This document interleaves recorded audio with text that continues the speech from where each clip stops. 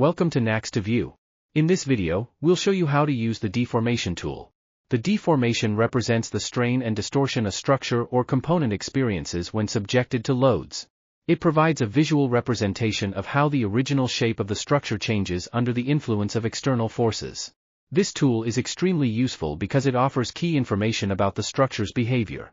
With it, engineers can identify areas of high stress, critical deformation points, and potential failure zones, making it easier to make precise design decisions. Create the deformation. Now, let's see how to calculate the deformation in NaxToView.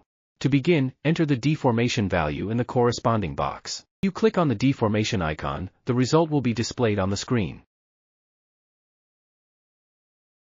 Clicking again will hide the deformation. Visualize the undeformed. If you select the Undeformed option in the menu, the undeformed mesh will appear. You can toggle this view by checking or unchecking the option.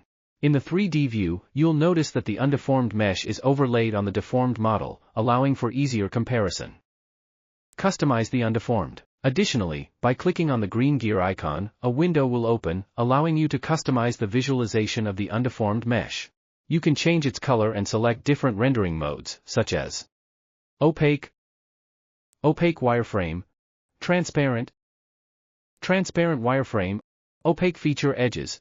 Finally, we'll show you the undeformed model along with its corresponding mesh. This concludes the explanation of the deformation tool in NaxToView. We hope you found it useful. See you in the next video.